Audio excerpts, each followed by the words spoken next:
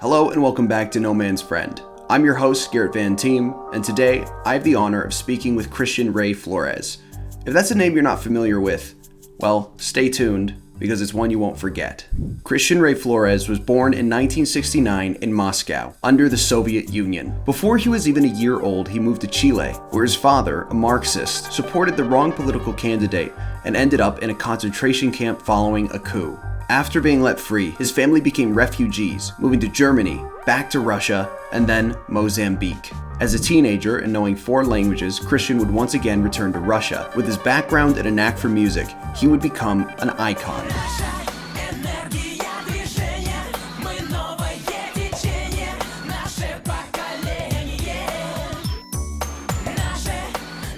His success and his hit song Our Generation saw Boris Yeltsin become the first president of Russia after the fall of the U.S.S.R. After Yeltsin left office and Vladimir Putin took over, Christian would move to the United States, working on numerous projects, always with the goal of uplifting those around him in warning against the worst aspects of man that he knows all too well. Christian also has an upcoming book, which we have the link to in the description below. My first memories, I was 5 years old and I was standing outside a concentration camp. So my grandpa was like this veteran of the underground. And my mom, they gave her an Argentine passport, they gave her a gun. There was an attempted coup. Again, tanks in the streets, had friends who were killed by snipers.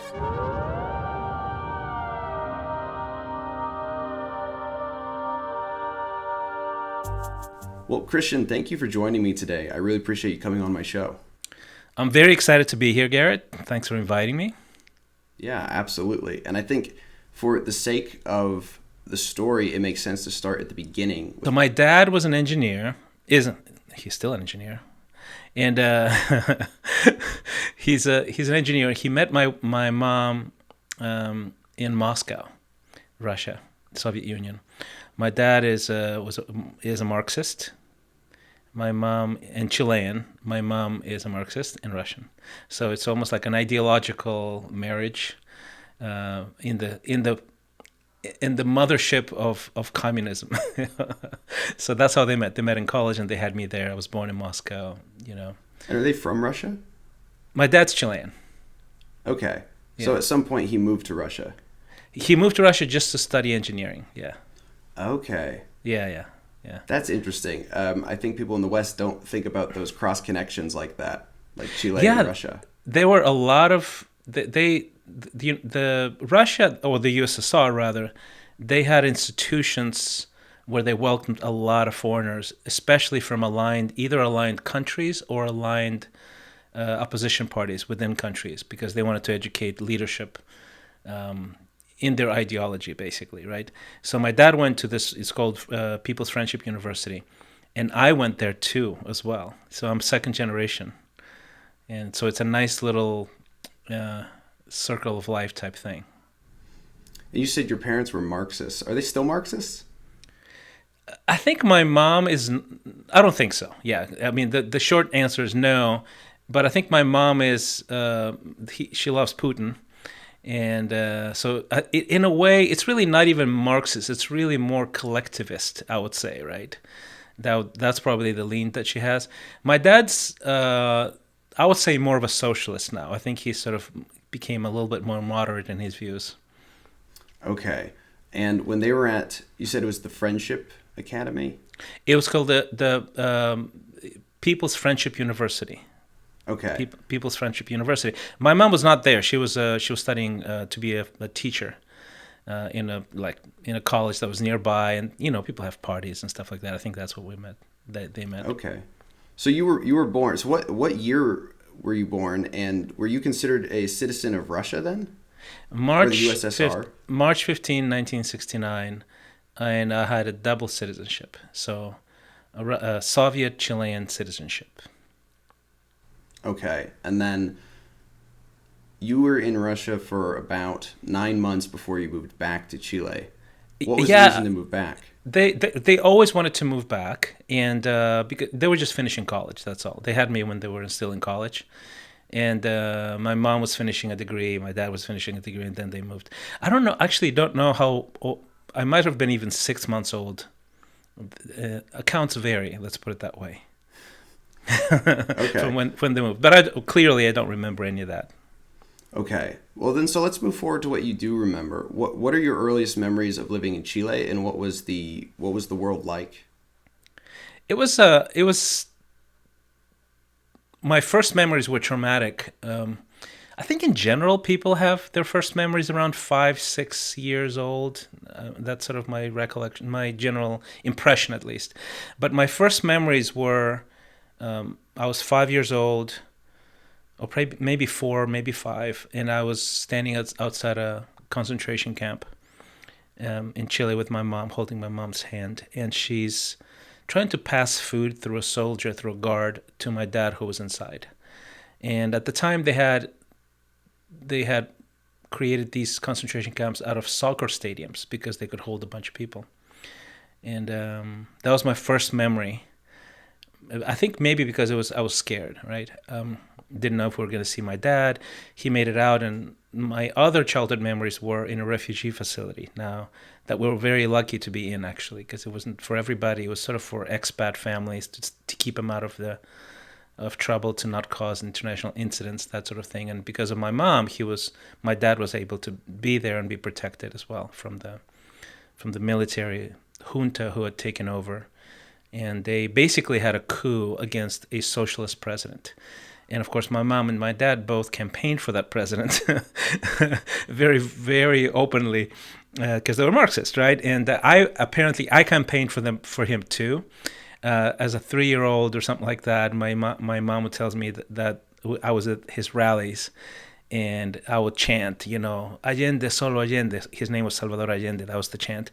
And my mom spoke at one of the rallies, met the Salvador Allende's wife. I mean, it was I think it was a rally for women. Met Pablo Neruda. Pablo Neruda is a Nobel Prize winning poet who was also Marxist, and he campaigned for Salvador Allende. And my dad also met the president after his election. I think the president toured his factory where he was working on as an engineer. So that's the quick snapshot of the situation there. Yeah, so is that how... So you say they were campaigning for him. What do you mean? Do you mean they were just going to the events, or they were officially part of the campaign? No, they just went to events. But, I mean, they were not officially part of the event, part of the campaign, but my mom did speak at a rally. I don't know how she actually managed to do that. So, and my dad was mad at her because, apparently you're not supposed to do that as a foreigner, to speak at rallies in a different country. But she did. Yeah, she's a fiery lady. And that definitely made it a public sort of... You made it very... Yeah, the secret police was very aware of who they were, apparently, But they rounded up tens of thousands of people. I mean, the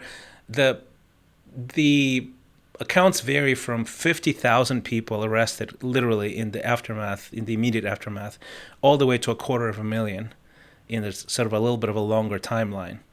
Of people arrested, put in secret prisons and concentration camps, and tortured and killed thousands and thousands of people.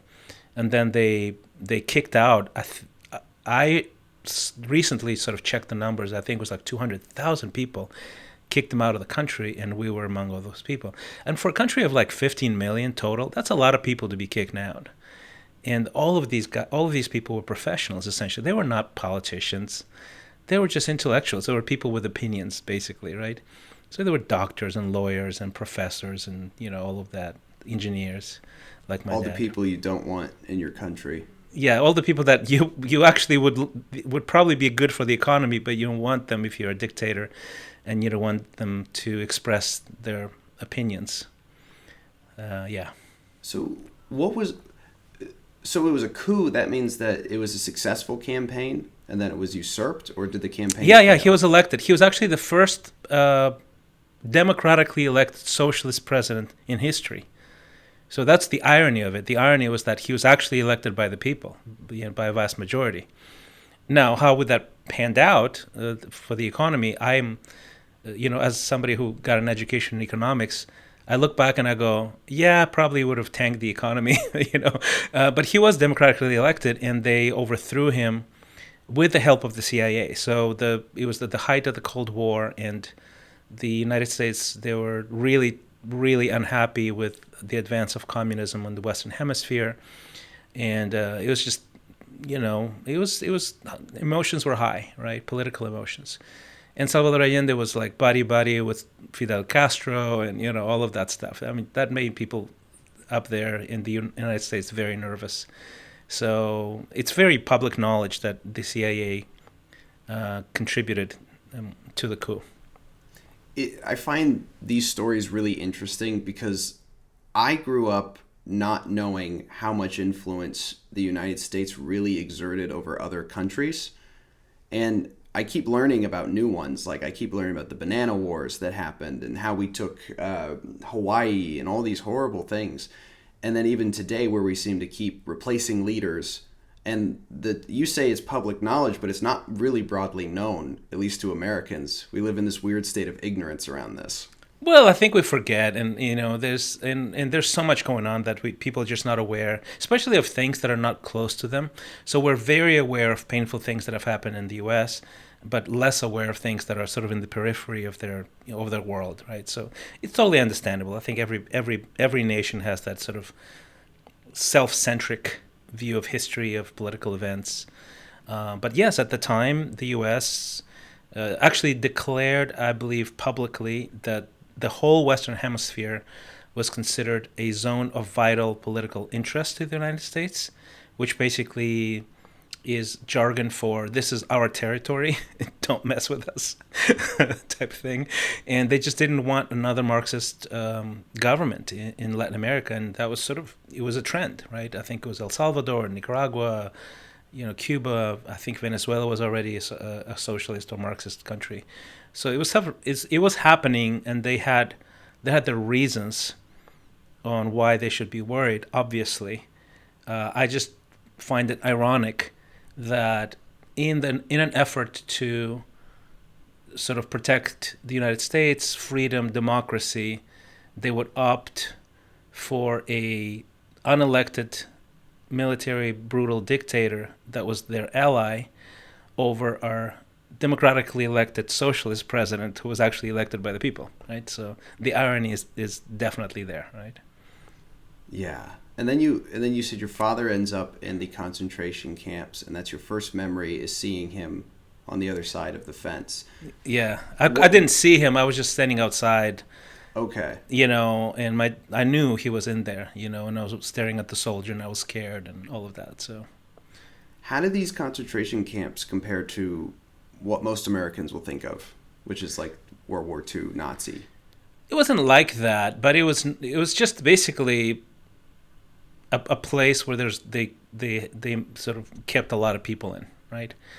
And so they kept him. My dad, I've asked my dad a lot about how that felt from the inside and everything, but they basically had him in the stands all day long, and they fed him, and then for the night they would put him in these in the changing rooms, right, where all the teams were in offices, I guess, and stuff like that. So they spend the night in there, and then for the day they took him out, and they would interrogate people. They would take him to separate rooms and interrogate them, and they tortured as well and killed people, all of that. So yeah. And your father, did he see any of that, or was he mostly just imprisoned? He was imprisoned. He saw some of it, yeah. So he would see people dragged out of his cell and then brought back all beaten up.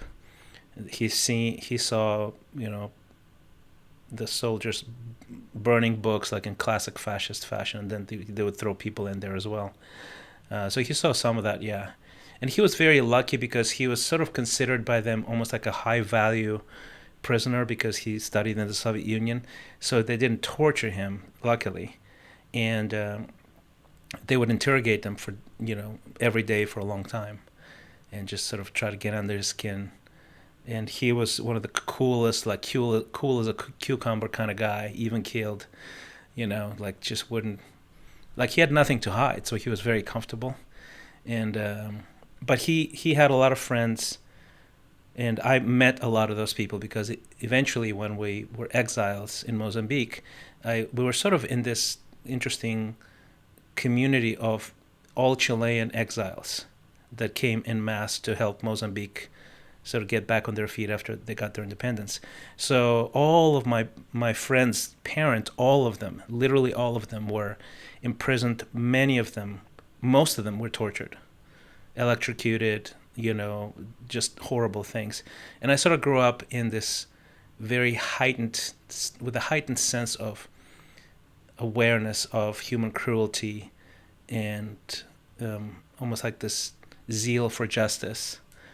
So it's a very strange, almost like backdrop culturally to be growing up in, So it's too early for a kid to know that they would tie women up by their hands naked and leave them hanging for days on end, and do other things. And those are the stories that I grew up hearing around me, with not from an external source, but the people who actually experienced those things, And it was that part, the torture part, was very, very, very much like the Nazis. As a matter of fact, a lot of those torture methods were trained. The spy agencies or whatever, whoever the people were there, they were trained by the Nazis, because then a lot of the Nazis they escaped into Argentina and Chile, right? So a lot of the methods were actually directly borrowed from the Nazi practices. I've heard about the Argentina theory, and I've seen videos of the town they built. Yeah, it's very German, and now they have those in Chile. Yeah, as well. Yeah, they do. But a lot of those towns actually predate the coup. But I think what happened was, because it was already an established, almost like a beachhead, right, a conclave of German immigrants. I think they probably had some connections, and they gravitated towards those same people through those channels when they were trying to escape. So it sort of blended, I think, waves of German immigration blended, I think, just through time. It's a very dangerous mix. Were you Very ever strange, in danger outside of the camps? And how long was this period of your life? It was not very long. I think my dad was in a camp for 6 months or so, and then we were in a refugee facility for a few months as well after that. He was released. And what they would do at the time, they would release you, and then the secret police would follow you around. And if they saw you with other people who might be suspects, they would round you up and get you back in. So it's one of those methods that they used. And my dad was just lucky, because they had these two facilities established by the United Nations, or an agency of the United Nations, that they had agreed with the government to make available for expats or mixed families, basically to keep expats from getting killed, right? Or, And because my mom's Russian, that's how he made it in. But he had friends who were imprisoned and then released and then imprisoned and then never seen again, So it was very dangerous. It was very, very dangerous. We were very aware. I remember being in the UN facility. It was like a Catholic facility, and by the way, kudos to the Catholic Church, because the Catholic Church really fought for those things. They went against the government, and the Catholic Church were very much aligned with the government in many ways, but they went against the military to protect, right? And the facility was surrounded by soldiers by the perimeter. There were people with guns. And it was not to keep us safe. It's actually to catch somebody if they left. So you're sort of in a prison. I think when they were, my mom tells me, so basically members of the consulates, international consulates, would make their way into the facility, and they would take pictures and interview the families, and they would basically process them for asylum. And so then they would come back and say, okay, we're offering you asylum in this country, what do you want to do? So my parents were offered asylum in Australia and in Germany.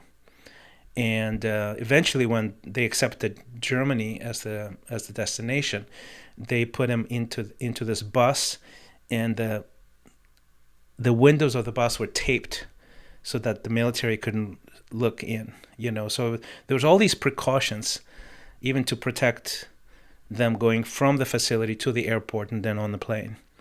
try to protect unexpected things from happening. So so it's very dangerous. My mom, they were looking for Soviet citizens. So when we knew my dad was arrested, and he was actually in this house, and he was getting rid of documents because he was a member of the Communist Party, of lists of members of the Communist Party. Because if they found those documents, they would go and arrest everybody, right? And there were some neighbors that saw some smoke, and they sort of ratted him out, and basically people with machine guns came to the house and took him. And my mom, when she found out, she knew. I think there were some radio even announcements of, if you're a Soviet citizen, show up at this, to this location. And of course, she didn't trust any of that. Like, yeah, right, thank you, It's almost like, in a way, it was like, when the Nazis were hunting specific ethnic groups, they would, invite them to certain things, and, not a very trustworthy invitation, let's put it that way. So my mom was, she got fake documents, like a fake Argentinian passport, through the Communist Party network. She was underground with two little kids. How expansive was the network? I don't know. That's a good question. I just knew that she was sort of offered that help. Yeah. She had ties because my dad was a communist. My grandpa was a communist. My grandpa was a veteran communist. So they had these sort of networks. And this is not the first time the communists were persecuted in Chile, because they had military dictatorships before that. So my grandpa was like this veteran of the underground, essentially. And he knew how to disappear. And then he let it like tease my dad, because he was like, yeah, I was never caught, but you were, and so he would just disappear. Gallows humor. It is, yeah. Like he would be like a professional underground person. He would just vanish into the thin air, and they couldn't find him for a long time. He knew how to do that. So he had these connections. And my mom, they gave her an Argentine passport. They gave her a gun. She literally slept with a gun under her pillow for a while. And she tells me that she would go, I think she wanted to, they wanted to send her to be in a place where they probably wouldn't look, at a friend's apartment in another city. So she was on a bus with me and my sister, two babies, right? My sister was 2 years old. I was 4-ish. And they would stop the bus, and the military would come in, and they would check documents, and they would ask those questions. And she was terrified because she didn't have a Chilean accent, but she was trying not to speak, and so she would hand them the document, try not to make eye contact. All those stories, and I grew up hearing so many of them that even now, I recently we went to a movie with my wife Deb, and what was the movie? My gosh, it was about Nazi Germany, but it was a beautiful movie, but it was about somebody hiding the Jews. I think it was in a French city, and how the Nazis would check documents, and they would visit places and try to hunt. And it was a great movie, and I'm so removed by decades and decades, but I still had this emotional, almost like a PTSD response to it, which surprised me. I was just like, it was just too close, too close. Was this something like, was this time in your life something that you thought about often before seeing this movie, or was it something that you'd more or less repressed? No, I mean, it shaped my life, because it's such a deep imprint, and it shapes you on the level of, okay, this is what tyranny looks like. This is what human cruelty looks like. The deranged levels of how humans can torture, kill. So it really shaped my worldview, and gave me this. I think it's an early way to be awakened to what politics, ideologies do to people. So in that way, I think I'm extra aware, because it's so early. When you're 5, when you're introduced to that, and then you grow up around people who are in that. So it gives me, I think, almost like a sixth sense about in about tyranny and about human behavior, about politics, about what freedom is and should be, and what's the things that are dangerous to freedom in the first place. So yes, it very, very much shaped me, and I still have strong opinions and strong emotions based on that, based on those early experiences. And also it sort of, because that's imprinted early on, then I study economics, I study history, I study philosophy, theology. It really gives you almost like the soil on which these things were planted so early that they develop, I think, in a much stronger, more robust way. Even as a young man, I was more serious than a normal young man. I want to say I could imagine, but I really couldn't, even hearing the story. It's like your father was in a concentration camp. Being free from the concentration camp wasn't really free. The refugee camp was basically a prison in its own way, even though it eventually helped you. And then from there, you said you went to Germany. Yeah, so we went to Germany, Munich, and I remember it's so interesting. When there was this mass immigration to Germany during the war with ISIS and Syria and the whole thing, and there was footage of these refugees coming off a train, not an airport, and there was these Germans basically with flowers and placards and just encouraging them.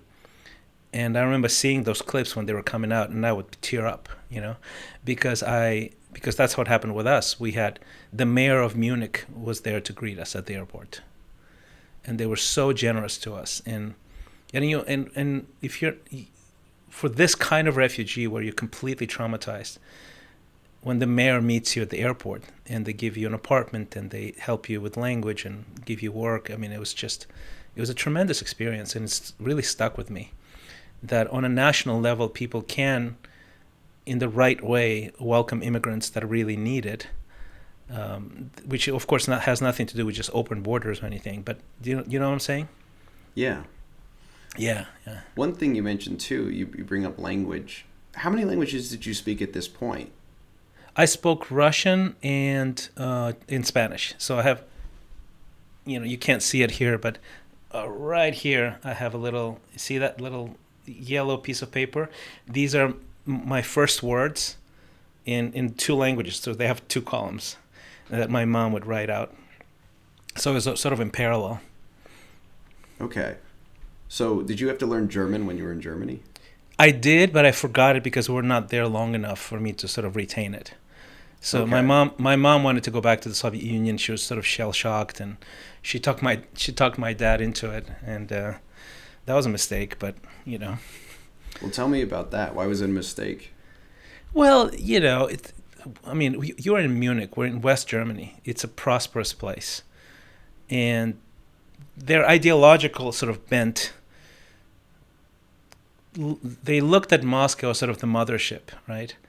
But they didn't see, I think, through the idealistic filter, the economic realities of the terrible things that, life in the Soviet Union entailed, right? And and also I think the Soviet council in Munich would court them and say, "Hey, you guys are heroes. That you suffered for the cause, and you need to go home. We'll welcome you. We'll take care of you." And of course they didn't, And so we ended up in this communal apartment. You know what that is? It's like several families share one apartment. So like one family has one room, not one bedroom, one room. And then the second family, we had two rooms because we had 4 people. And then we shared a hallway, a bathroom, and a kitchen. It's the decrepit Soviet, building with no elevator, no nothing, So it was just pretty, it was pretty miserable.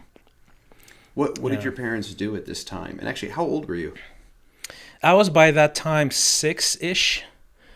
6.5 perhaps. So we stayed there for about a year, maybe a little bit longer. And I was so my dad was I think he did a couple of gigs. They're trying to make more money. He was an engineer. I think. Yeah, as an engineer. I think he did even some translations from movies from Russian into Spanish or vice versa. I think it was vice versa, to like dub movies into Russian. And my mom was actually went back to school for nursing to get a second degree because I was so sick.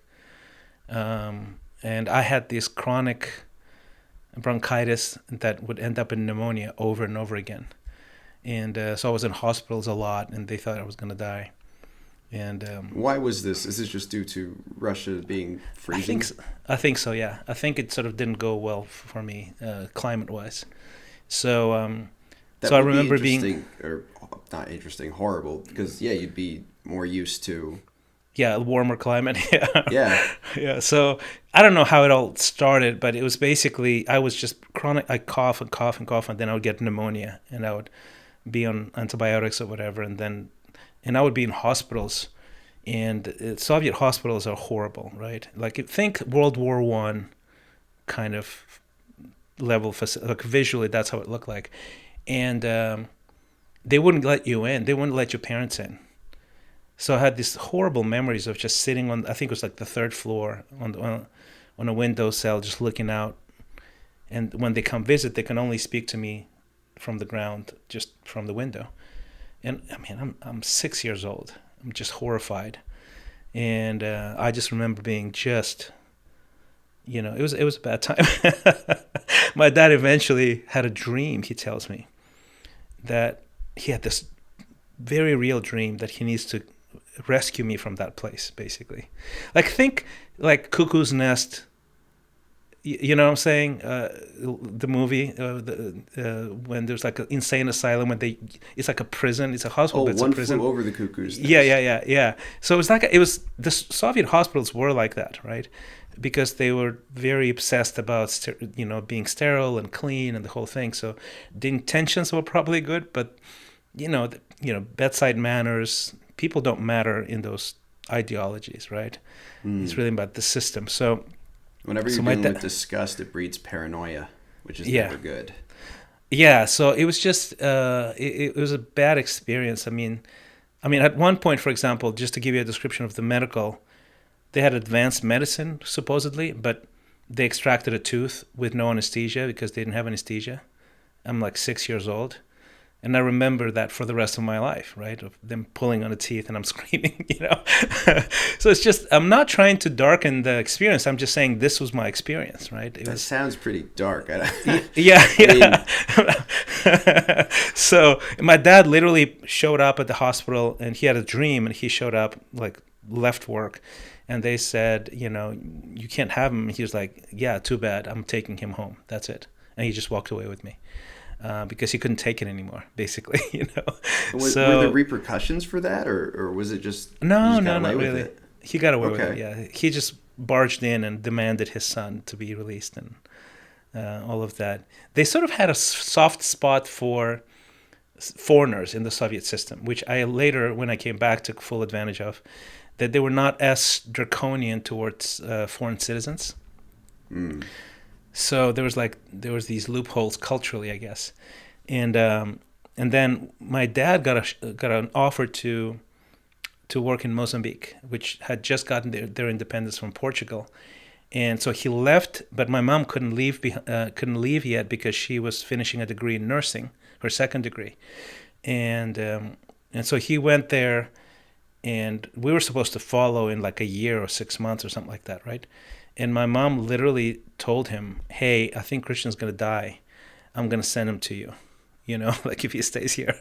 So she basically put me on a plane with a family that was going there alone, right? And I remember walking through, I kid you not, in a blizzard to the plane in Moscow, in a blizzard, coughing, right? God, like these, the cough that doesn't go away, like in your chest. Dry cough, and then 20 something hours later, they opened the door in Maputo, and it's this tropical, humid air. It's so different because it's the middle of summer there, right? The opposite poles, and that's Southern Africa, right? Yeah, that's Southern Africa. It's tropical in the middle of summer, the very opposite, and that my life changed like dramatically from that moment on, because Like I coughed for a year. My dad tells me, for a full year I kept coughing, but then I was never sick again, ever. To this day, I'm like I don't get sick. So I think the climate had a lot to do with getting my immune system back to normal. Okay. Well, I'm curious then, was your mother happy in Russia? I think so. I mean, that's all she knew. Like in the sense that, like, your friends are there, your language, right, all of that. So I don't think she had sort of that economic dimension was not as pronounced. In contrast, like in America now, I look back and I go, man, I can't even imagine it. Like it feels like a parallel reality to me, right? Our life here in the United States. But at the time, you get used to anything, basically. So if everybody's poor, you're happy. Relative. Yeah, because mediocrity is the norm. You're okay with it. There's just nothing. You don't look around the corner and go, "Wow, this person has it really good," because everybody's poor. It's sort of incrementally better, maybe, but really, there's no difference in between the lifestyles of people. Okay.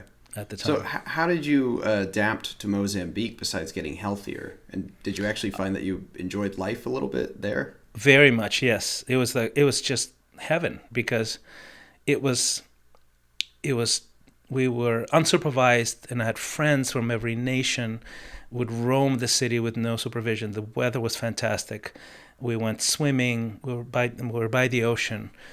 We would spearfish with my dad. We'd fish with my dad. We'd go on trips, and it was just beautiful. It was absolutely beautiful. Now, there were other things that were not in comparison. Again, right? When you come from the baseline of the Soviet Union, everything is really good. But in the sense of the freedom, it was fantastic. I went to a Portuguese-speaking African school for a year. It was probably the only. I don't remember seeing any other non-Africans there. There were some Indian kids, but they were like third-generation Mozambicans that were just ethnically Indian. So they sent me to that school, so I had to learn one language, and then they sent me to an international school the next year, so I had to learn English. So I had to learn 2 languages in 2 years, and that was interesting because you absorb it through your pores as a kid, right? But I was still definitely paralyzed. My dad tells me I was silent for a year. Like I wouldn't speak in public settings because I didn't. It was just too much. I already spoke 2 languages, and I basically moved to 4 countries by age 7. Like they kept changing the countries on me, and the languages and the people and the culture and the body language, and everything changed. So I think I was just sort of a little confused at first, and then I sort of caught up with it, and we developed this. That still I feel like a superpower now to me is that there's almost like a multi-channel ability to understand people, to read people, read culture, understand language and words and behavior on such a different level, because you are forced into adopting so early on in life, right? Mm-hmm. And so we'd have these dinner conversations in my house, and like my dad would say something in Spanish, my mom would answer in Russian.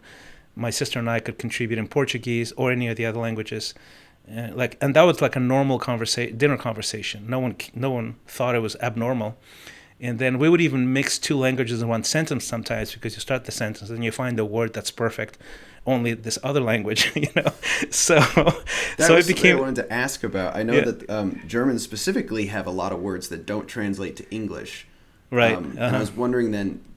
So how did that mess with how you thought? Did you think in the multiple languages, or was it a blend, or did you compartmentalize? I would think in the language of the place I was in. I'm still that way, actually. So if I go to, let's say, to Brazil, and I would like, it's a bit rough around the edges. I don't remember words because I'm not immersed in a Portuguese speaking. In 2 weeks, like my ability to express myself doubles or triples. By week 3, I'm going to start dreaming in Portuguese, quite literally, or thinking in Portuguese. I think it's my theory is that because if languages are hardwired, like early on, you can actually switch operating systems, so to say, rather than having a translator in your mind. So if I'm in Russia, I can think in Russian in 2-3 weeks. Spanish, same thing. Okay. If I'm in America, I'm like, this is my fourth language, and I'm completely fluent, not only in speech, although you might detect a little accent, but in thought. I think in English. When I'm in America. Okay. And then, so you said earlier you went back to Russia. When does this occur and why? My parents got divorced. I was 14 years old. So I spent 7 years in Africa, and then they got divorced, and my mom was heartbroken, and she wanted to go back home. That's her, I think that's her MO. Something bad happens, so she wants to go back home. Oh, so eventually she joined you guys in Mozambique. Yeah, she did. Yeah, she and my sister. Yeah, okay. Later, like a year later. I thought it was like 6 months, and my dad recently said, no, they were away for a year. And and I'm like, really? He's like, yeah, that's why I had grandma. And, so he flew in his mom from Chile to help me, So she taught me, for example, I still, the Latin alphabet, I can only say the order of the letters in Spanish because my grandma taught me. So like phonetically, my memory is phonetic with that. And then when I count in Russian in my head. Oh. So yeah, I was at the gym like this. I discovered that maybe 2-3 years ago. I was at the gym, and I was doing squats in my headset, and then this young man shows up, and he goes, sort of nods, and I'm like, hey, what's up? And he goes, are you Russian? I'm like, how do you know? Like, I don't look Russian. I'm Latin. I look Latin. He goes, oh, you're counting in Russian, and I'm like, really? Oh my gosh, I didn't realize that. So yeah. It's funny how these things sort of anchor themselves. Yeah. If it's not too personal, I'm curious, what was the reason behind your parents' divorce, since you think going through Marxism, concentration camp, UN, basically a prison, traveling the world, Soviet Russia. There was a civil war I didn't mention in Mozambique, like 1 year in when we came. Oh my God. So we had bombings. We had bombings in the city. We saw planes shot from the sky, like literally saw like a South African spy plane shot literally before our eyes over the bay of Mozambique. And we just into the water. Wow, I would think you'd be trauma bonded for life. That's the thing. And what I've discovered is that these things, when you're a kid, they don't take as much, but the divorce will. So like a military coup won't break you, a civil war won't break you, but a divorce will. Mm. And that's what happened. Yeah, my dad cheated essentially. And he found a lover, and the reason for it, she was away. My mom had some health issues when we went back to Russia and stayed away for too long, I think. Not that it's an excuse, right, for cheating, but she was away for a long time, And he just found somebody. And it was pretty traumatizing, yeah. Okay. And then it was after this divorce that your mother goes back to Russia. You went with her? Yeah, my sister and I, we both went.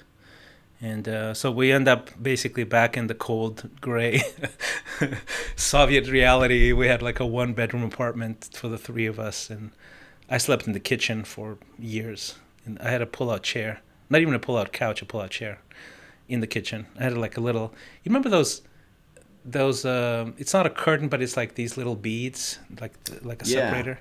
That if you hit them the wrong way, they fall off. Yeah, I had one of those that's my only privacy that I had at the time. So yeah, that's where I slept. I slept in the kitchen. My sister slept in the living room, and then my mom slept in the bedroom. Okay, but you weren't getting sick anymore. You mentioned that earlier. No, I was healthy. Mm-mm. Was it your choice to go back, or were you just sort of forced to go back? We were both really hurt by my father's infidelity. So yes, it was. Uh-huh. I can understand that. Yeah. So how old were you at this point? It's 14. 14? Okay. Mm-hmm. What happens between, because I know it's this era in your life that you would a little bit later get into music? So yeah. So the backstory is that I was musical in Chile. My dad and mom, I had this beautiful tone, like a singing voice. So my mom and dad, guests would come over, and she's like, they were like, okay, Christian, come out here. Can you sing a song for us? And I would just sing something a cappella, and everybody loved it. And it was like an early seed of that. Then in Mozambique, we had this little Chilean choir, and we would rehearse these Latin American classics, Brazil, Argentina, whatever, that whole area. And we would perform for people. We performed for the first president of Mozambique. His name is Salvador Allende. He was like this Marxist guy wearing, like, he was like a black Fidel Castro type thing. Like, he had the uniform and everything. And so I have photos with him, and we were singing to him. And that sort of, it was sort of this thing in the backdrop. And when we were in Moscow, I got into breakdancing. And it was also underground. Like, completely, there were maybe there were 100 of us in the whole country who did that, and we would rehearse in these, these really bad conditions, like literally underground, right? In like old Soviet buildings. Somebody gave us a corner to rehearse, and that sort of developed and merged, and it was sort of this very, almost like this mosaic coming together. I got into music business books, and I would read biographies of musicians, and I get access to music. Behind the Iron Curtain, it wasn't easy, but I had the privilege of getting out because I had a double citizenship. If you're a Soviet citizen, you have to ask permission, and you can't go to the West, period, unless you're a diplomat or a KGB agent, right? So, but I could. So we would go to East Germany, cross over to West Germany, and go back. And that's how we made our living, because we would cross over and we would buy like VCRs and computers and would sell them like 10x back in the back market. And at the time, and it was all illegal, right? So entrepreneurship was completely illegal. But that's what we would do. And it was like two teenagers. My mom couldn't cross over. So it was two kids crossing over with hard currency. And hard currency is hard to get out of the country. So you have to buy it in the black market. And we would take a train, and it was illegal to possess above a certain time, especially if it was unsanctioned exchange, right? So there was a limit to how much you can exchange legally, and it was nothing, very close to nothing. But we had way more because we needed to buy merchandise. So we would sew a bunch of bills into the pillow of a train. And then at the border guards would come in and they would search your stuff for whatever, contraband. And we would I remember like my heart stopping every time there was a border check, And Were you ever close to being caught? No, I mean, they just didn't. The pillow is so soft, it's hard to detect something in there. So they would just poke things, open the suitcases. And, but I mean, if we were caught, it was, my mom would go to jail probably. So, man. Yeah, so there wasn't really a music industry then. It was no, not yet. And then eventually what happened is I was sort of compiling almost like some skills, some dancing skills, some music skill. My voice was already there. And I was sort of understanding how music business works because of books and magazines and biographies I would read. So I sort of formed this idea, and I was actually going to school to study economics. And halfway through school, I was like, man, I really want to do music, but there was no show business there. It was all top-down, collectivistic, government-controlled everything. And then at the time that I graduate with a master's degree in economics. And by the way, I studied Karl Marx. Like I understand the theory now that I look at how it pans out everywhere. And that's by a good then point, actually. Wait, so you were taught Marxist economics? Both, yeah. And that's sort of another interesting caveat, that the professors in universities were sort of rebels. At least in those that I was in the places that I was in, they would teach us free market. I read Adam Smith, Wealth of Nations and all of that stuff. And so I became intensely anti-communist in college, because you grow up, you start seeing more, paying attention. Now you study the theory, the economic theory behind both ways of thinking and building societies. And then I'm exposed to the economic realities of Marxism in Chile in Mozambique. That was a Marxist country as well, and then the Soviet Union. So you sort of put those things together, and you develop a very, very crisp understanding of how things work and what an evil system the whole thing is, you know. Not to mention you had a little bit of experience with Germany, which you said was much freer. Oh yeah, it was West Germany. It was just the prosperous West. I had a taste of that. And I would travel as well as a kid, so I saw more, you know. And I was intensely anti-communist by the time I was in college. In my college, the irony of it, right, is that the Friendship University was specifically designed to train third world leaders in the Marxist ways, right? Specifically designed.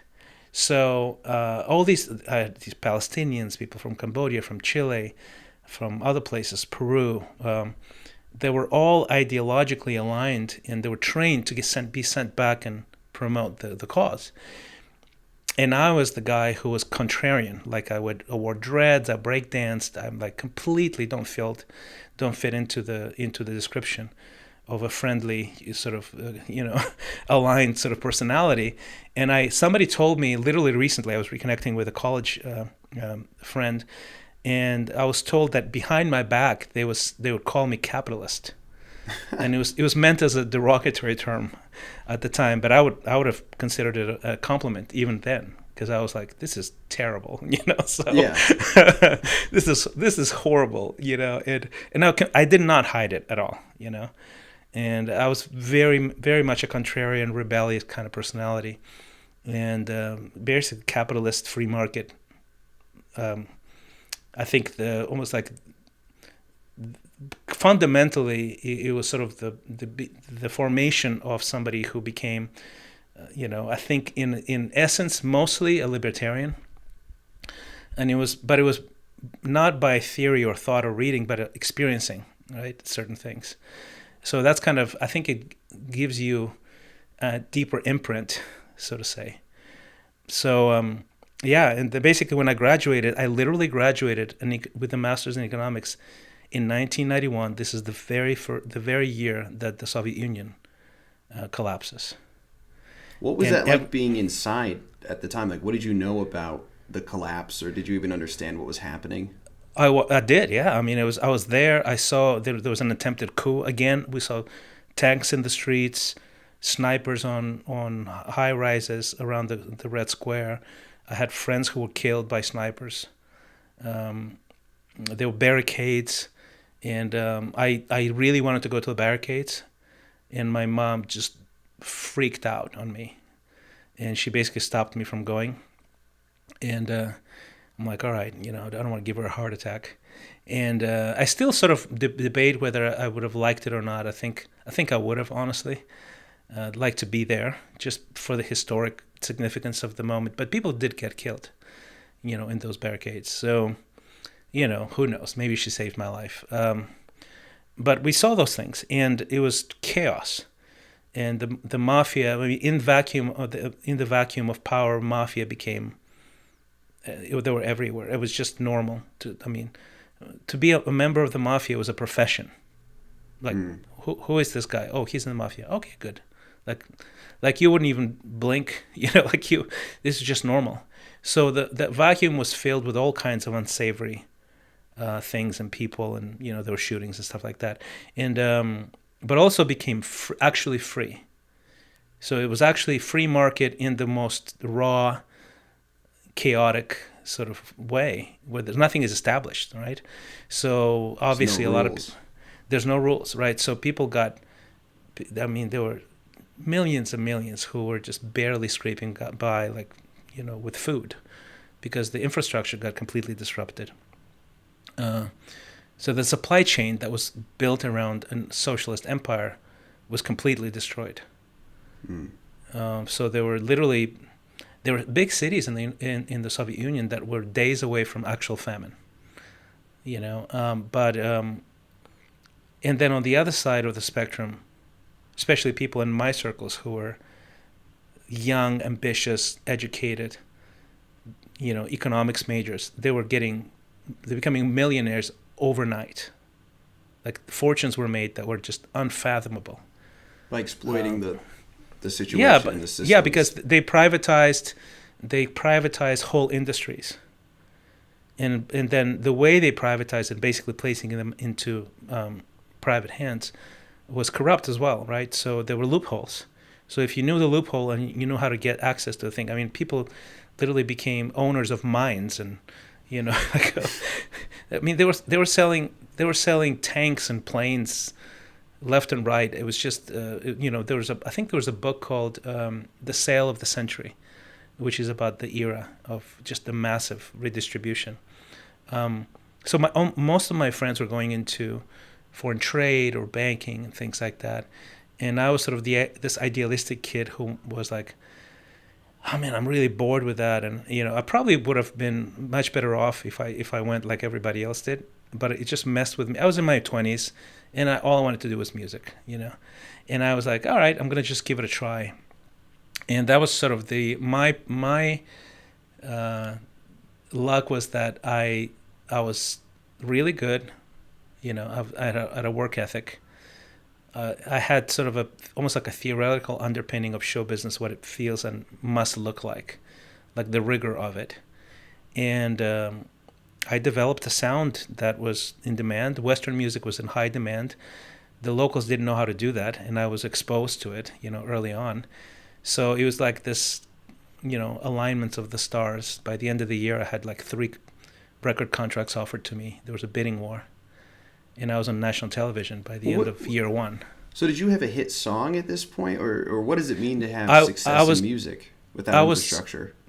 Well, the infrastructure is still there in the sense that imagine a country that breaks into 15 countries, right? But the TV stations are still the same TV stations that are all based in Moscow. The radio stations are still the radio stations.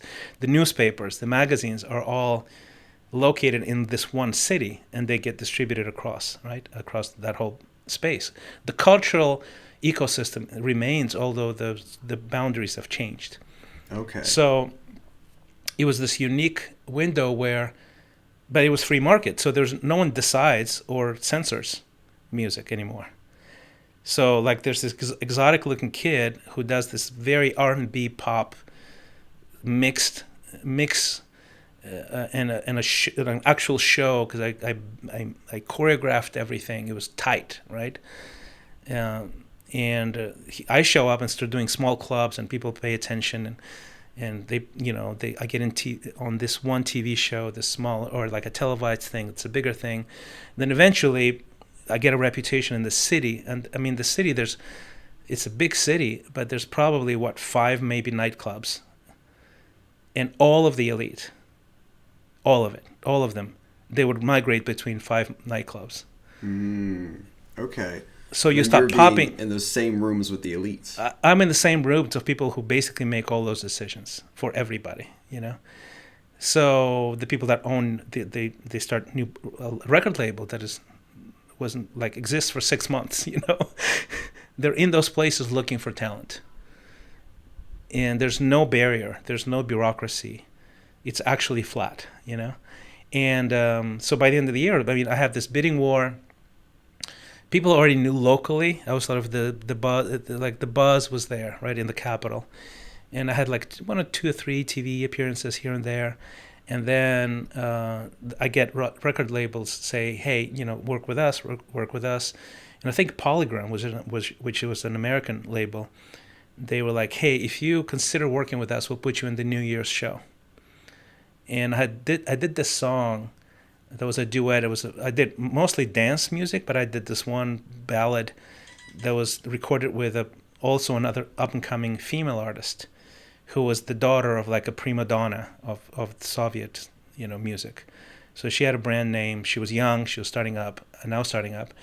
And I wrote the song and I offered it to her, and she was like, I love the song. So we recorded it, and so the label then said, hey, we'll put you on the New Year's show if you consider signing with us. I think it was Polygram. And I was like, okay, great. And what happened is, and this was, imagine if, probably the closest analogy TV-wise was the Dick Clark New Year's show, in the United Okay. States. Like, imagine if that's the only show. Like, there's no other shows. And imagine if that date, the New Year's, is like Christmas and Thanksgiving and New Year's all in one, traditionally, culturally. And imagine if celebrating that day, which is the day of the year, the tradition of celebrating that day was to set up a big table in those little apartments, have all the family around, have the Christmas tree, which was called the New Year's tree, by the way. The communists sort of moved it to remove religion out of it. And the tradition was to eat, drink vodka, and watch that show, one show. So the whole population of the ex-Soviet Union watches me on TV with that girl singing this duet. Oh, wow. January 1st, I wake up and I'm famous, just like that. Like, everybody knows, like, people are pointing, like, I'm like, wow, that's weird, like, overnight, quite literally, And that was sort of the beginning of a surge of, popularity, and there was hit after hit after hit. So then radio stations pick up new songs, and it was like this chain of hits that went from 93 to 96.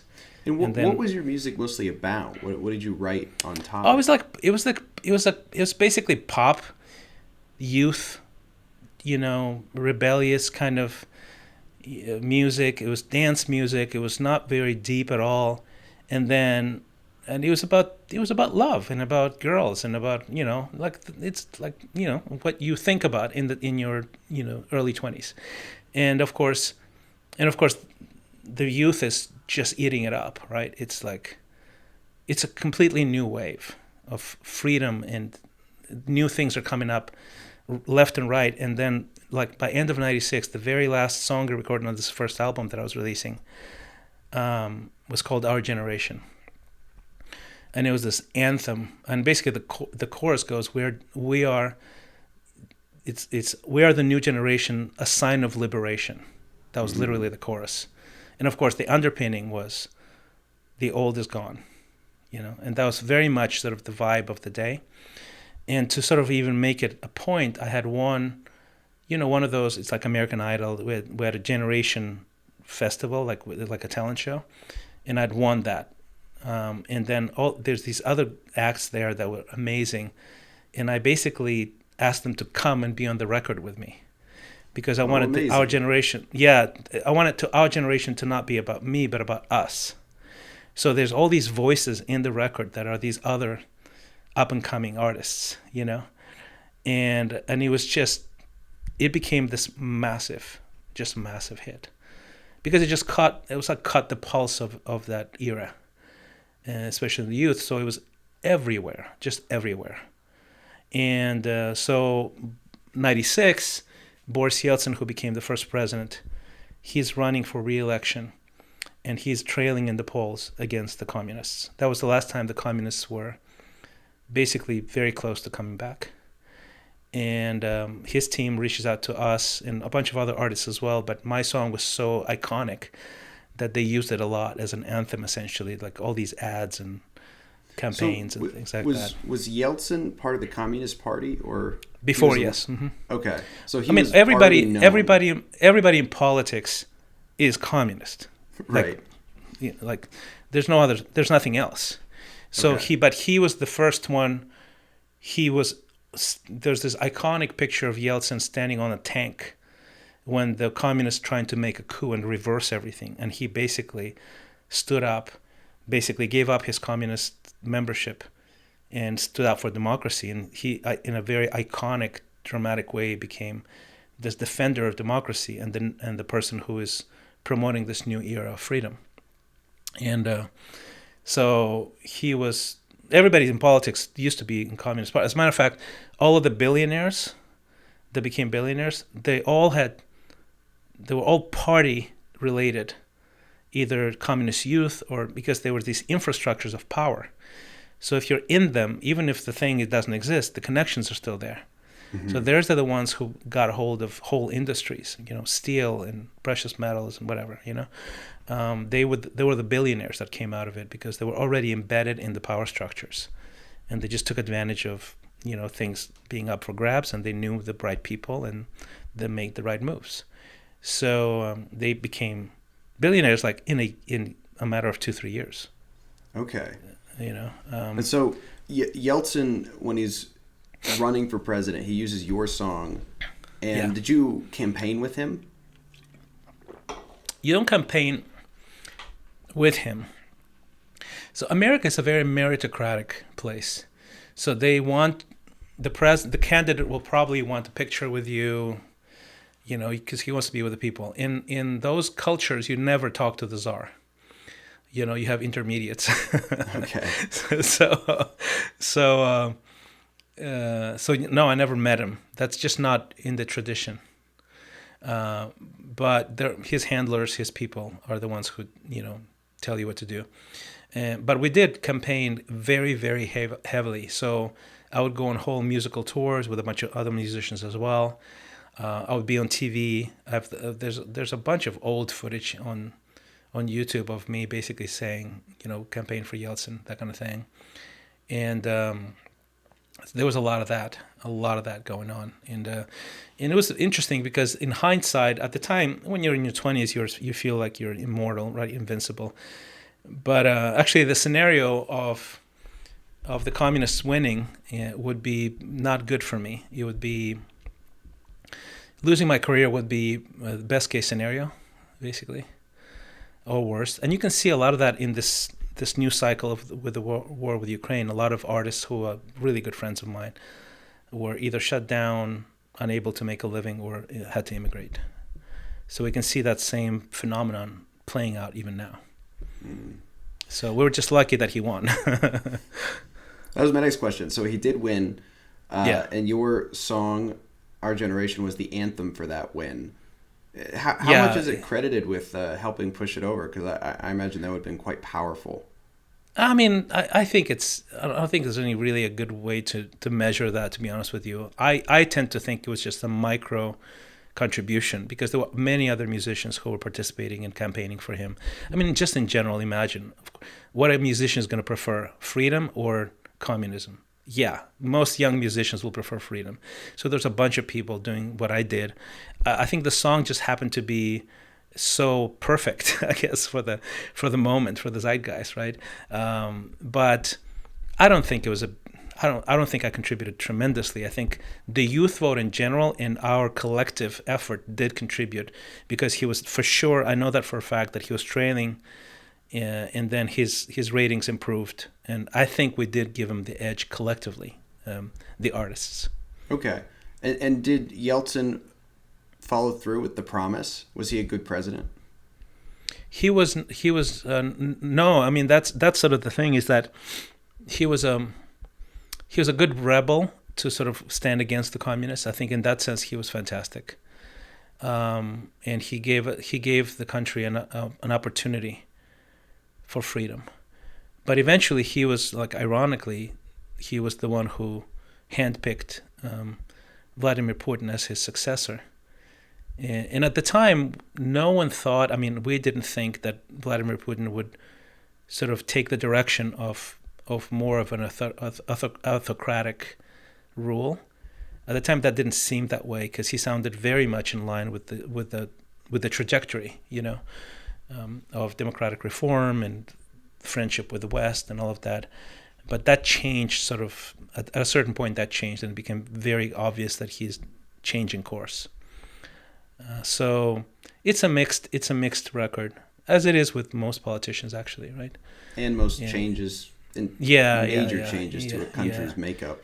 Yeah. And there's the rumors are that, when there's this sort of Wild West free market madness, that Yeltsin's extended family probably took a lot of advantage of those things and made themselves very wealthy in corrupt schemes and things like that. And so the theory is, at least one of the theories, is that since Putin was basically the head of the KGB, I think, or one of the top people, that they had stuff on his extended family, and his appointment. It seems to me that it was connected to basically granting him and his whole extended family immunity from persecution after he stepped down.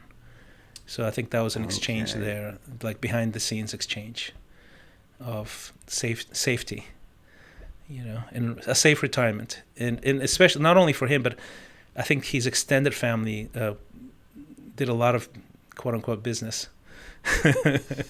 So a very mixed presidency. I see. Yeah. Okay. Yeah. But Well, par for the course.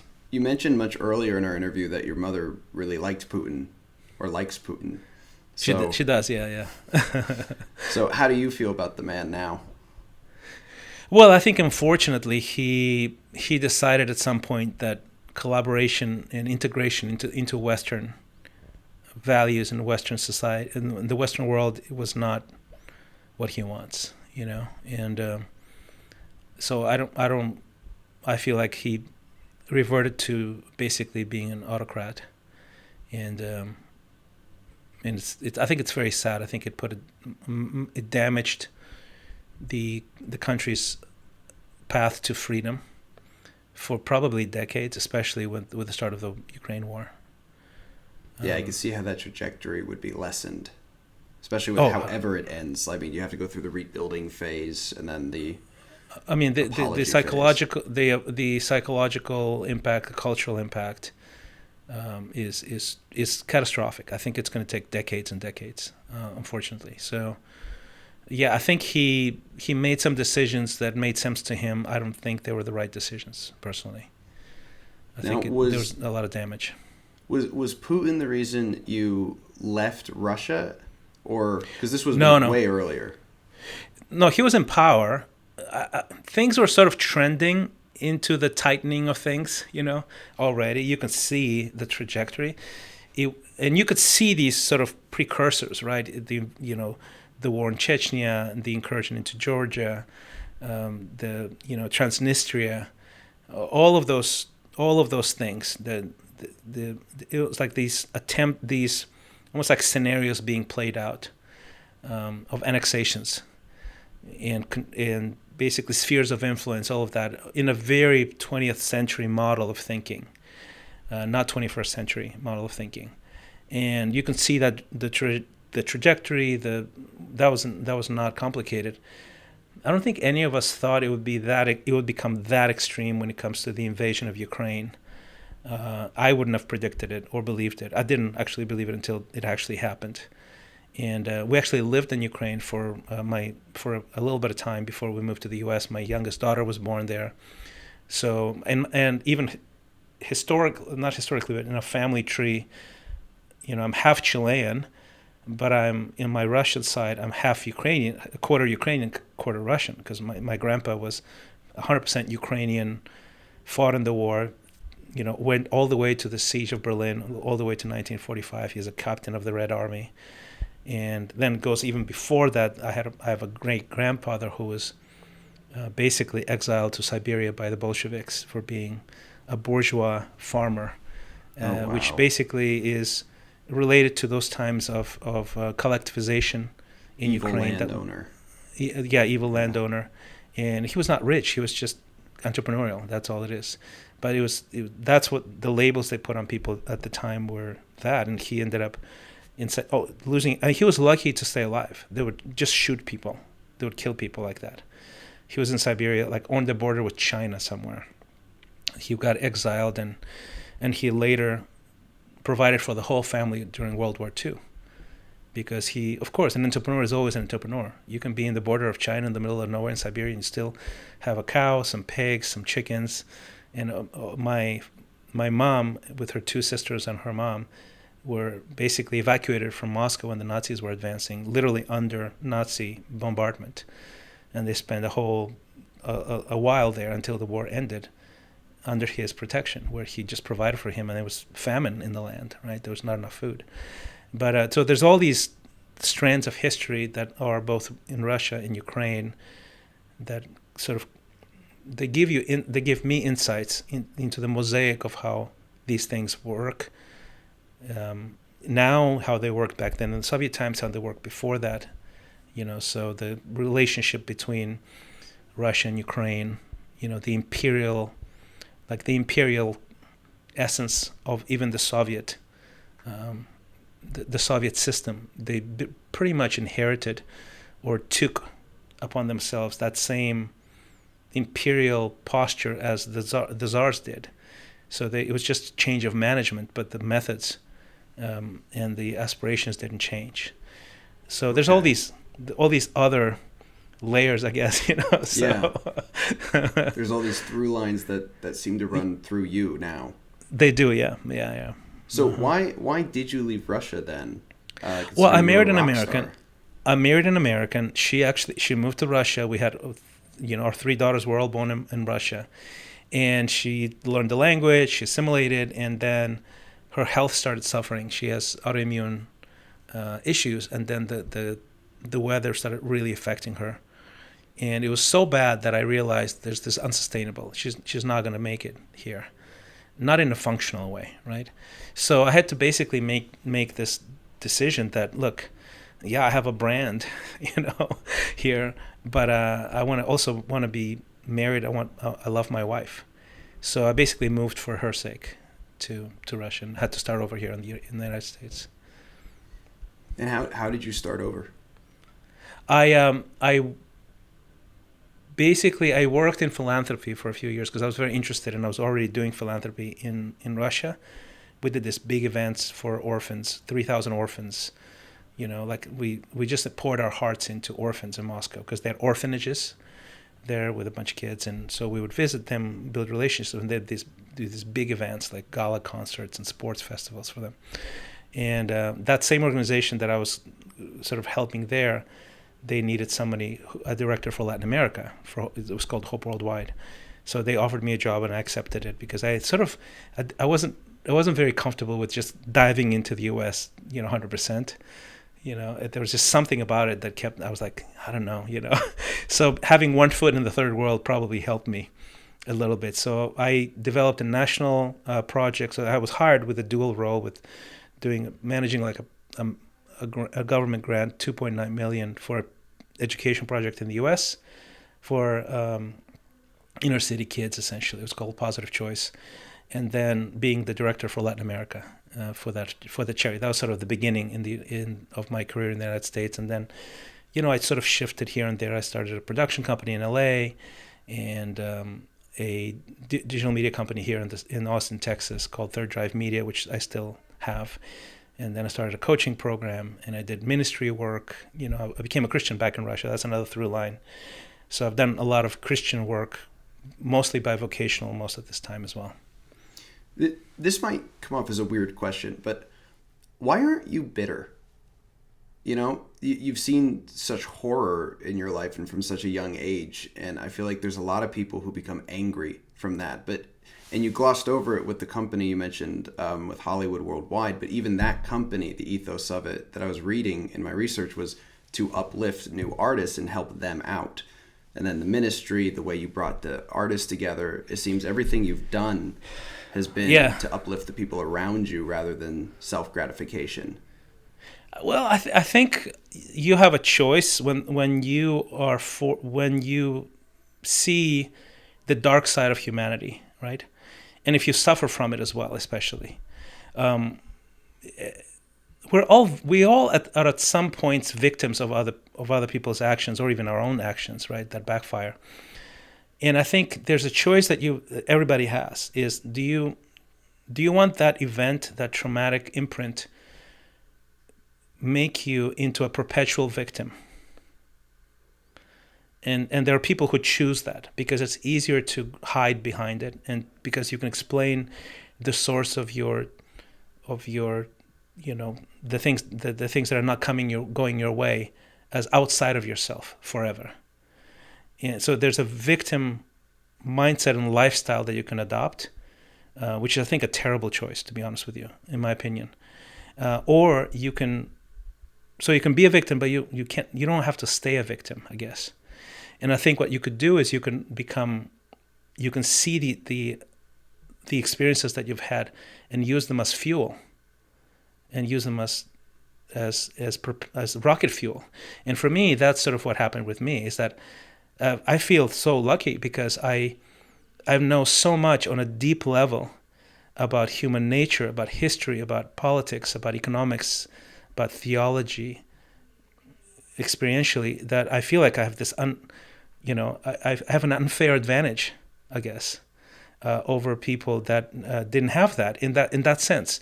Not that I wish that upon them to have lived through that kind of thing, but there's a psychological term that I interview some of the top experts in human flourishing now on my podcast. So when this guy Tal Ben-Shahar, who is an authority in human flourishing, he said there's this.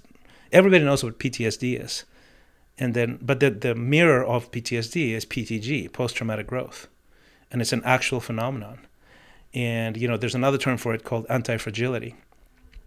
So I developed those things intuitively without really studying them, by making some choices and mindset changes. And now first of all, I'm blessed with having the ability to withstand all kinds of stuff. And because of that, I can start new companies and I can start new events. I can write a book and do something that usually scares people. People never do it, and I can do it easily. So in my mind, it's this unfair advantage over the natives that I have as an immigrant, So and now I teach that. I coach people. I do performance coaching, and I teach how do you develop those qualities, because those qualities are literally readily available to all of us. We just don't take advantage of them. I think that's wonderful. But in that, you touched on writing a book. Is this a book I can read? Yeah, so this is a book that you will be able to read depending on when this comes out, right? I think it's going to come out in December, I hope. But it's called The Little Book of Big Reasons to Love America. I wrote it at the bequest of my wife, Deb, because when I moved, all these things that I tell you, right, those insights and experiences, I would go places and I would look at her and go, this is amazing. America's amazing. And do you understand how unique this is, that you have this system, this mindset, and these people, and this immigrant culture, and this optimism, this freedom, this philanthropic, this family values, the role of faith, and all these threads, I can see them so clearly, and it's a miracle in my mind. And I, at the same time, what bothered me was that there was so much America bashing, right, going on, and I would turn to Deb and go, "This is not right. You guys should cherish, protect, improve. Of course, I'm very aware of the national sins of America. I was a recipient of one expression of it at some point, but you repent of your national sins. You don't just bash your own country, and you see things that are shocking to me. I think it's the best country on the planet. I'm so grateful to be here. The opportunities, the culture, the acceptance of immigrants is so incredible. And then I can see, for example, a few years ago, my children were younger, and I was putting up the American flag on 4th of July, and they were like, don't do that. And, we're going to, they were afraid of social pressure in their age group for putting an American flag up for the 4th of July. And that just horrified me, right? So I sat them down. So I've shared all those things with my wife, with my friends, with my kids, just explaining that we should cherish this thing, right? It's an actual miracle, I think. And she was like, look, stop annoying us, write a book already and start sharing that with other people. So that's what I did. So it's 10 chapters for 10 reasons to love America. And you said this will probably be coming out in December. I think so. Yeah, I hope so, because it's already it's almost like on the side of the team now to put it up and print it and design it. And the cover's ready. You can actually go, if you want to join a wait list for that, you can go to bigreasonstoLoveAmerica.us, and you can just drop your email there. And when we have a date, we'll just let you know that you can get it. And it's this really cool. It's like a coffee table book, right? So you can read it in 3 hours maybe. And it's well designed, and it has sort of this mix of my archival pictures from all these little stories, and then some AI generated pictures as illustrations, like pictures I don't have, but I can generate them now with AI, which is really cool, right? And so it's an easy read, 3 hours maybe, 23,000 words I think total. And the idea is to make it so crisp, optimistic, and clear, without going into sort of dense stuff, but just concept illustration, story to illustrate the stuff, and I think it will help, hopefully, people that have been affected by this, by almost like this corrosion of trust in the value of this country, and I think they'll be encouraged. Well, I definitely look forward to read it. We'll have that link in our description below. You also have a podcast. Why don't we talk about that real quick, since we are coming up on our time? But I want to make sure people have a means to listen to you before the book comes out. Oh, thank you. So I have basically a podcast that is both on video and audio, and I have a newsletter that comes out. So probably the best way to find that, all of that, is to go to christianrayflores.com, which is the Substack newsletter of mine, where I put basically everything great that I find.